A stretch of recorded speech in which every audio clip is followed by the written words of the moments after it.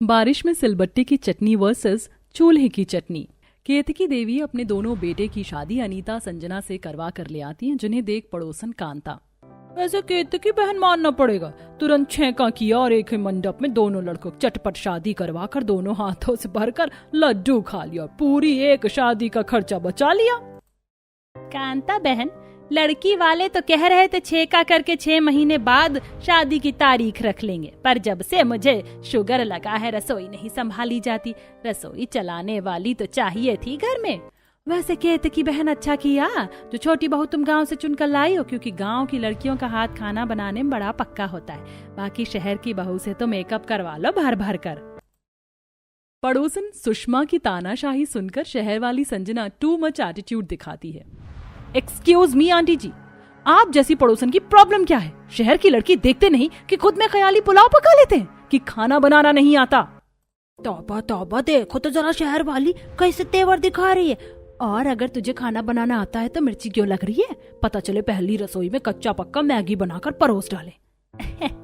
अरे बस भी करो सुषमा, मेरी शहरी बहू की खिंचाई मत करो।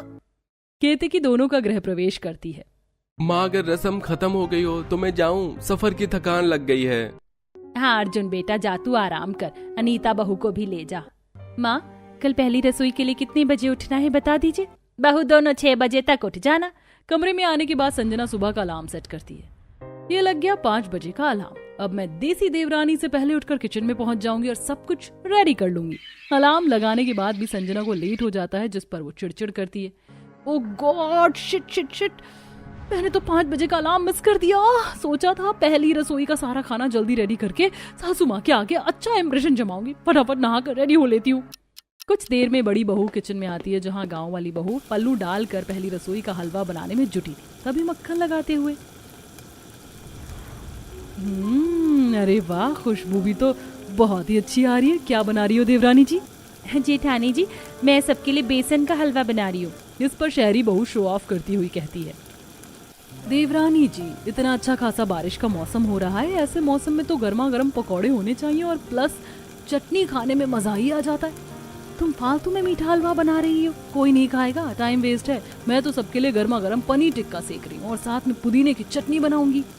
जेठानी जी, लगता है आपको पहली रसोई के रीति रिवाज का कुछ भी नहीं पता है। पहली रसोई में कुछ मीठा बनाकर चूल्हा पूजा जाता है, उसके बाद पकवान बनता है। मुझे तुमसे सीखने की कोई भी जरूरत नहीं है कि मुझे क्या बनाना है और क्या नहीं, क्योंकि मैं तुम्हारी जेठानी हूँ। संजना ऐसे बोल रही होती है, तभी केतकी थैली में ताजा ताजा पुदीना, धनिया, कच्चा आम और हरी मिर्च लेके बारिश में भीगी हुई आती है। हाय हाय, अभी तो सावन लगने में 1 हफ्ता पड़ा है और बरसात आज ही से लग गई है। कितना फ्रेश सूखे पत्तों वाला धनिया पुदीना खरीद कर लाई थी मैं, पानी लग गया बारिश का। बहू, जरा पन्नी खोल कर इस धनिया पुदीने की छटाई कर दो। भड़के मिजाज में दोनों बहू एक दूसरे को टशन भरी नजर से देख रही होती, जिस पर साथ अनीता बहू, संजना बहू, क्या हो गया? तुम दोनों तो एक दूसरे को ऐसे पहलवान की तरह देख रही हो, जैसे अभी धोबी पछाड़ मारोगी। क्या हुआ? माँ जी, ये देसी देवरानी जी मेरे मामले में टांग अड़ा रही है। इतनी बढ़िया बारिश हो रही है, मुझे पनीर टिक्का बनाने का मन है। अरे बहू, तुझे जो बनाना है बना ले, किसी ने राशन थोड़ी रोक रखा है, जा। पर माँ जी, रसोई में एक ही गैस चूल्हा उपलब्ध है, मुझे सबके लिए पूरी कचौरी और 2 आइटम की सब्जी तैयार करनी है, मुझे टाइम लगेगा। अनीता बहू, पूरी कचौरी रहने दो, क्योंकि हमारे घर में तेल पकवान कोई खास पसंद से नहीं खाता है। सब लोग सिंपल खाना खाना पसंद करते हैं, तो कुछ स्वादिष्ट सा बना। ठीक है सासू माँ, अब देखिए आपकी गांव वाली बहू देसी तड़का लगाती है कि सब लोग मन पसंद से खाएंगे।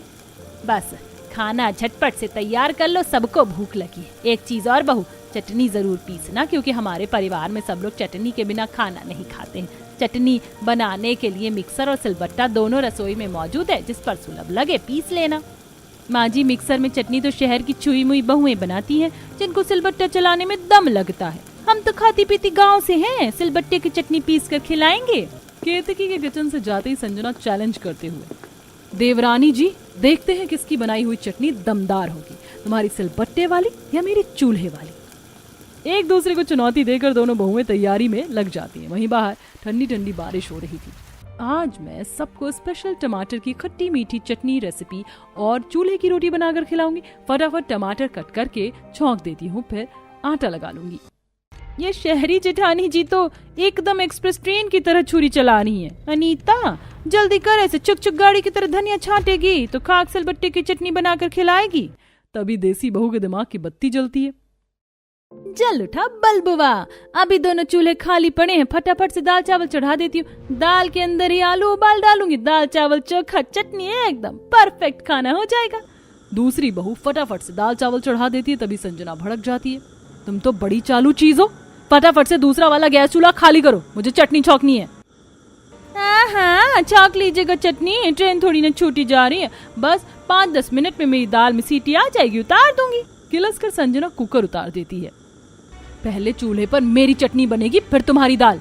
ना से पीटी ये सहरी जेठानी जी एक नंबर की नकचड़ी है, ऐसे तो मेरी दाल गलने से रही। बाहर भी इतनी जोर से बारिश हो रही कि चूल्हा डालकर खाना भी नहीं बना सकती, अपना देसी जुगाड़ लगाना पड़ेगा। गांव वाली बहू बारिश में भीगते हुए कहीं कहीं तो 4 ईंट इकट्ठा करके किचन के अंदर लाकर चूल्हा बनाकर खाना बनाने लगती है। चूल्हे की आंच तो लग रही है, जितनी देर में दाल तैयार होगा चटनी पीस लेती हूँ। दाल चढ़ा हुआ छोड़कर दूसरी बहू सिलबट्टे पर चटनी पीसते हुए गाना गाती है। धनिया में डालो पुदीने का पत्ता, तभी लगेगी चटनी खाने में अच्छा। सिलबट्टे की चटनी खिलाएगी, गांव वाली बहुरिया चटनी खिलाएगी। इसे कहते हैं बिल्ली के ख्वाब में छिछड़े।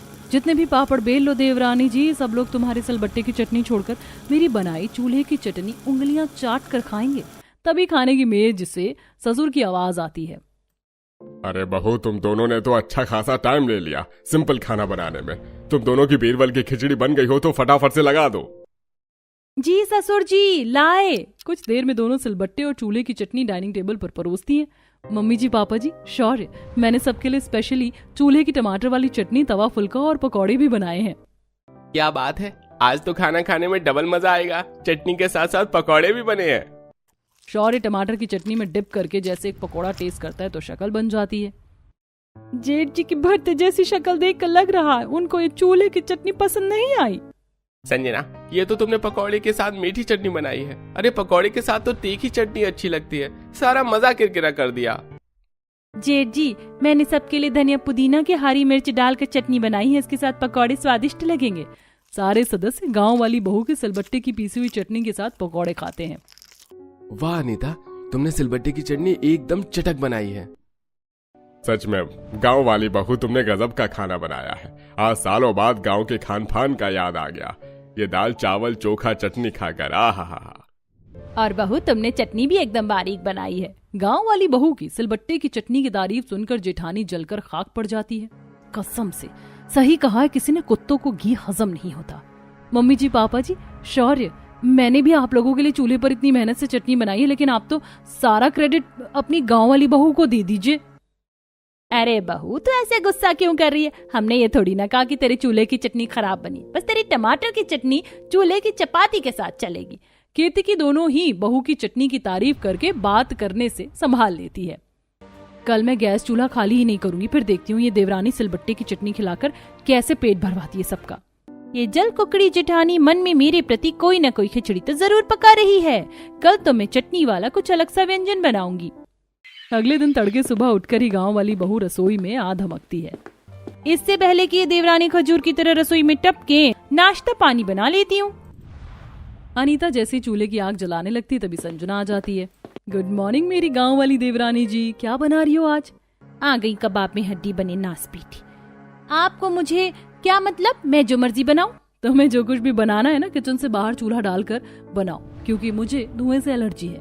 ठीक है, वैसे भी बाहर इतना खुला खुला मौसम हो रहा है, मैं तो ताजी हवा खाकर खाना बना लूं। आप ही सड़ो इस बंद रसोई में। अनीता चिढ़कर चूल्हा, मसाला, सिलबट्टा सब कुछ खुले आंगन में लाती, जहाँ आसमान में बरसाती बादल छाए हुए थे। ठंडी ठंडी हवा चल रही थी और हल्की हल्की बूंदाबांदी भी हो रही थी। इस बूंदाबांदी में खाना कैसे बनाऊंगी? जुगाड़ लगाना पड़ेगा। किसी तरह तिरपाल बांधकर गांव वाली बहू कच्चे आंगन में ही चटनी पीसती, तभी पड़ोसन कांता, अरे क्या बात है, गांव वाली बहू तो बावर्ची खाना छोड़कर ऐसे खुले आंगन में बूंदाबांदी में खाना क्यों बना रही है? ये भगवान, इस पड़ोसन को भी ना चैन नहीं है, अपने घर की रोटी पकाना छोड़कर दूसरों के घर में क्या खिचड़ी पक रही है, इसी में लगी रहती है। वो आंटी जी, मुझे खुले मौसम में आंगन में खाना बनाना काफी पसंद है, इसीलिए बस। अच्छा अच्छा सही है, वैसे थोड़ी सिलबट्टे वाली चटनी मुझको भी भिजवा देना। जी जी, हाँ, मैं तो जैसे हलवाई लग रही हूँ ना, चटनी पीसकर पड़ोसियों को खिलाऊं। चटनी के साथ आज आलू की कचौरी बना लेती हूँ कम तेल में, रिफाइंड तो रसोई में ही रह गई। जैसे ही रिफाइन लेने के लिए अनीता किचन में जाती है तो जेठानी को परेशान होते देखती है। भैंस की आंख, एक तो वैसे नाश्ता बनाने के लिए लेट हो रहा है, ऊपर से अलग भसड़बाजी में फंस गई। मुझे तो समझ में ही नहीं आ रहा है इसमें से आटा कौन सा है, मैदा कौन सा है। फंस गई जेठानी जाल में। अरे जेठानी जी, आप तो फालतू में परेशान हो रही हैं। ये रहा आटा। पर इसका बुरादा कुछ ज्यादा ही सफेद सा नहीं है, मुझे तो यही मैदा लग रहा है। जेठानी जी, ये चलनी आटा है, इसीलिए आपको मैदे जैसा लग रहा है। आटा मैदे में अंतर ना पता होने के चलते मॉडर्न बहू देसी बहू के झांसे में आकर मैदे की रोटी बना डालती है। मैंने इतने एफर्ट्स लगाकर रोटी बनाई, लेकिन ये रोटी आटे की रोटी जितनी सॉफ्ट मुलायम नहीं है, कड़क लग रही है। घी लगा लेती हूँ, लगता है घी का डब्बा देवरानी जी ले गई हैं। जैसे ही घी लिए जेठानी बाहर आती तो देवरानी की योजना सुन लेती है। आज तो पूरा परिवार जेठानी जी की अच्छी खासी रिमाल लगाने वाला है। जैसे ही सब लोग मैदे की रोटी खाएंगे तो मिर्च मसाला लगाकर सुनाएंगे, बड़ा मजा आएगा। अच्छा जी, ये चंट देवरानी ये खिचड़ी पका रही थी, अभी मजा चखाती हूँ। देवरानी जी, आपको माँ जी ने अंदर बुलाया है। मुझे बस अंतिम एक घानी कचौड़ी तलने रह गई है, फिर चली जाऊंगी वरना तेल ठंडा हो जाएगा। देवरानी जी, सासू माँ बहुत गुस्से में लग रही है, पता चले आपके देर से जाने पर राई का पहाड़ बना दे। मैं देख के आती हूँ। तभी मौका पाकर जेठानी देवरानी के सिलबट्टे की चटनी में पूरी जार की मिर्च डाल देती है। जैसे ही सब लोग सिलबट्टे की चटनी खाएंगे तो सबके कान से धुआं निकल जाएगा, तब आएगा मजा। दोनों एक साथ अपना अपना खाना परोसती हैं। अरे बहू, ये कैसी तंदूरी रोटी बनाई है, चिंगम की तरह खिंच रही है तोड़ने पर रोटी। मैं तो तब से एक टुकड़ा खा रहा हूँ, मेरे दांतों में दर्द हो गया चबा चबा कर। मैदे वाली रोटी का एक टुकड़ा खाते ही सास को स्वाद पता चल जाता है। आज तो सासू माँ राशन पानी लेकर जरूर चढ़ेंगी। तू तो गई संजना काम से। बहू, ये तूने मैदे की रोटी बनाकर परोस दिया है, एकदम घनचक्कर है तू। मैदा और आटे का अंतर नहीं पता चला। तभी आग में घी डालते हुए गांव वाली बहू अपनी कचौड़ी और चटनी आगे करती है। माँ जी, मेरी मानिए तो आप लोग ये मैदे की कच्ची पक्की रोटियां मत खाइए। मैंने आप सबके लिए एकदम गर्मा गर्म खस्ता आलू की गर्मा गर्म कचौड़ी और सिलबट्टे की चटनी बनाई है, खा लीजिए। ला परोस दे बहू, वो तो तेरी बदौलत हमें थोड़ा अच्छा खाना खाने का नसीब होता है, वरना तेरी जेठानी तो भूखा मार दे। अरे वाह, आज की चटनी का कलर तो बहुत ही अच्छा आया है। किस चीज की चटनी बनाई है? आज मैंने कच्ची अम्मी की चटनी बनाई है, लहसुन डालकर। जैसे ही सारे सदस्य मिर्च वाली चटनी के साथ कचौड़ी खाते हैं तो सबके कान से धुआं निकल जाता है। उफ, मेरी जुबान, पानी, पानी। कितनी तीखी चटनी पीसी है तुमने, ओह, मेरी कान से धुआं निकल गया। अरे गांव वाली बहू, अब दही की तरह जमकर खड़ी क्या है, पानी पे ला जुबान जला डाली। देती हूँ माँ जी, ये लीजिए पानी। सिलबट्टे की तीखी मिर्च वाली चटनी खाकर पूरा परिवार गांव वाली बहू को सुना देता है। अरे चटनी में कितनी सारी मिर्च पीसी थी तूने, नास पीटी। माँ जी, मैंने तो केवल 2 से 3 मिर्च पीसी थी, हरी वाली। पता नहीं चटनी इतनी तीखी कैसे हो गई। चुप कर कमबख्त, कल शौचालय में जवाब तो हमें देना पड़ेगा। उठाओ अपना अपना खाना यहाँ से। हम चारों के लिए होटल से खाना ऑर्डर करके मंगाता हूँ। शौर्य, मेरे खाना ऑर्डर कर देना, मुझे रोटी नहीं खाई जाएगी। इतनी तीखी चटनी मुझे भी नहीं खाई जाएगी, मेरे लिए भी सब्जी मंगवा लीजिएगा। तभी सास गुस्से में आग बबूला होकर दोनों के लिए खाना मंगवाने से मना कर देती है। खबरदार, जो इन दोनों के लिए खाना मंगवाया तो रसोई में राशन भरा पड़ा है, इसलिए ये दोनों चीज सामान की बर्बादी करती हैं। तुम दोनों यही खाओगी। सास को पहली बार इतना गुस्सा चढ़ा देखकर दोनों बहू की सिट्टी पिट्टी गुल हो जाती। साथ ही चूल्हे की चटनी वर्सेस सिलबट्टे की चटनी दोनों ही फेल हो जाती है। तौबा तौबा, कितनी तीखी चटनी बनी है, मुझे तो खाई भी नहीं जा रही है। मिर्ची लगने के चलते बहू की आंखों से आंसू निकल रहे होते हैं। डर के मारे वो चटनी को खा रही होती, तभी सास का दिल पिघल जाता है। कोई जरूरी नहीं है तीखी मिर्च वाली चटनी खाने को, वरना बाथरूम के चक्कर काटती फिरेगी। दस्त लग गया तो चलकर दोनों खाना खा लो। दोनों बहुएं बाकी सदस्यों के साथ खाना खाती हैं, लेकिन दोनों के बीच में चूल्हे वर्सेस सिलबट्टे की चटनी की चुनौती जारी रहती है। आज तो मैं बारिश में सबके लिए मलाईचा रोटी और प्लस में कच्ची कैरी की चटनी भी बनाकर खिलाऊंगी। खुद से बातें करते हुए बारिश में संजना रोड के साइड से सामान लेकर जा रही होती है, तभी गाड़ी वाला कीचड़ डालकर चला जाता है। ऐसा लग रहा है रोड पर बाइक नहीं बल्कि एयरप्लेन उड़ा रहा है। गुस्से में लाल पीली होकर बहू जैसे ही सामान लेकर किचन में आती है तो देखती है कि दूसरी बहू पूरा किचन फैलाकर सिलबट्टे पर चटनी बना रही थी। तभी सैंडल स्लिप कर जाती है जिससे वो चिढ़ जाती है। हद है कसम से देवरानी जी, तुमने रसोई में कूड़ादान क्यों मचा रखा है? अभी मैं बच गई। मैं कितने अच्छे तरीके से किचन सुखाकर सामान लेने गई थी। जेठानी जी, आप तो ऐसे भड़क रही हो जैसे रसोई नहीं आपकी जायदाद है। बारिश है तो थोड़ा बहुत कीचड़ तो मचेगा। अभी मैं चटनी पीस कर साफ कर दूंगी। बाद में का कोई चक्कर नहीं, तुम हर बार ऐसा ही करती हो। बौखला कर देवरानी पूरी रसोई में वाइपर मारकर सुखाती है। लो, सुखा दिया मैंने किचन, पड़ गई कलेजे को ठंडक। ये खिड़की क्यों बंद कर रखी है? कितनी उमस हो रही है। जेठानी जैसी रसोई की खिड़की खोलती तो बारिश का पानी तेजी से अंदर भरता और देवरानी का मिट्टी वाला चूल्हा बंद हो जाता है, जिस पर दोनों के बीच महाभारत की जंग चालू हो जाती है। मैंने कितनी मुश्किल से चूल्हा सुलगाया था, आपके चलते बारिश का पानी लगकर बंद हुआ है। अब जलाओ। देखो, मुझे खाना बनाने के लिए लेट हो रहा है, हटो। देवरानी गुस्से में चकला बेलन पटक डालती है। ज्यादा खिटपिट करने की जरूरत नहीं है, तुमने मेरा काम बिगाड़ा, उसे ठीक करो। इतने के बाद शहरी बहू का पारा चढ़ जाता है और वो सारी चटनी गिरा डालती है। मुझे अच्छे से पता है तुम्हें मेरे चूल्हे की चटनी से चल मचती है, इसीलिए तुम पंगे ले रही हो। अब बनाकर खिलाओ अपने सिलबट्टे की चटनी सबको। संजना धनिया पुदीना सब कुछ डस्टबिन में डाल देती है। दोनों एक दूसरे के बाल पकड़ के छलनी बेलन लेकर मार धाड़ पर उतर जाती हैं। छोड़ मुझे झल्ली कहीं की, आज मैंने यही सिलबट्टा तेरे सर पर उठाकर तुझे खलास करूंगी। हम भी कोई कच्ची खिलौड़ी नहीं है जेठानी जी, कांटी गांव की है। इतना दूध दही मक्खन खाया है ना कि गांव के पहलवान को एक बार में 2 भी पछाड़ देते। तुम किस खेत की मूली हो? तभी रसोई में से बर्तन सामान गिरने की आवाज से पूरा परिवार इकट्ठा हो जाता है। हाय हाय, ये भगवान, ये तुम लड़ाकू लुगाई ने क्या तमाशा लगा रखा है? रसोई को अखाड़े का मैदान बनाकर रख दिया है। माँ जी, इस देसी देवरानी ने मेरी नाक में न दम करके रख दिया। जब देखो भेजा खाती है। हाँ, तुम तो जैसे दूध की धुली हो जेठानी जी, कुछ नहीं करती। माँ जी, आप लोग मेरी बनाई सिलबट्टे की चटनी चाव से खाते हैं ना, इसीलिए चिढ़ती है। रसोई में स्लैब पर आटा गिरा देखकर, जमीन पर सब्जी सामान गिरा देखकर सास के सब्र का बांध खत्म हो जाता है।